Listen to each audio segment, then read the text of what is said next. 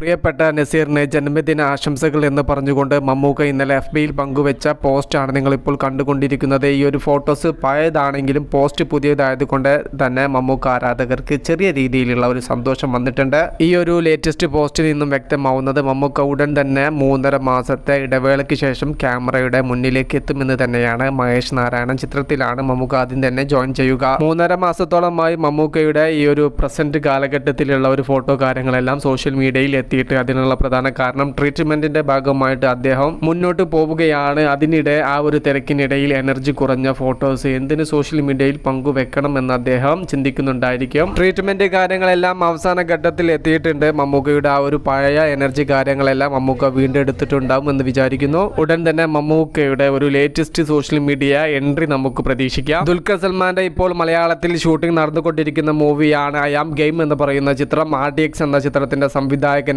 നഹാസ് ഹിദായത്താണ് ഈ ഒരു ചിത്രം സംവിധാനം ചെയ്യുന്നത്. DQന്റെ തന്നെ വേഫെയറർ ഫിലിംസ് ആണ് ഈ ഒരു ചിത്രം നിർമ്മിക്കുന്നത്. ഇന്നലെ ചിത്രത്തിന്റെ അണിയറ പ്രവർത്തകർ ഒരു പോസ്റ്റ് കാര്യങ്ങളെല്ലാം സോഷ്യൽ മീഡിയയിൽ പങ്കുവച്ചിട്ടുണ്ടായിരുന്നു. അത് നിങ്ങൾക്ക് ഇവിടെ കാണാൻ വേണ്ടി സാധിക്കും. ആന്റണി, പെപ്പെ, നഹാസ് ഹിദായത്ത്, കദിർ, അതുപോലെ തന്നെ ജിംഷി ഖാലിദ് എന്നിവരെല്ലാം അടങ്ങുന്ന ഒരു ഗ്രൂപ്പ് ഫോട്ടോയാണ് ഇന്നലെ പുറത്തു വന്നിരിക്കുന്നത്. ചിത്രത്തിൻ്റെതായിട്ട് 2 ഷെഡ്യൂളാണ് ഇപ്പോൾ കഴിഞ്ഞിരിക്കുന്നത്. ട്രിവാൻഡ്രം ഷെഡ്യൂളിൽ കുറച്ച് പോർഷൻസ് ഇനിയും ഷൂട്ട് ചെയ്യാനുണ്ട്. കനത്ത മഴയെ തുടർന്ന് ആ ഒരു പോർഷൻസ് കാര്യങ്ങളെല്ലാം ചിത്രത്തിൻ്റെത് ഷൂട്ടിംഗ് നടന്നിട്ടില്ല. ഈ മാസമോ അടുത്ത മാസമോ ആ ഒരു ഭാഗങ്ങളെല്ലാം ഷൂട്ടിംഗ് ആരംഭിക്കും. DQവിന്റെ ഷെഡ്യൂൾ കാര്യങ്ങളെല്ലാം ഓഗസ്റ്റ് മാസത്തിലാണ് പ്ലാൻ ചെയ്തിരിക്കുന്നത്.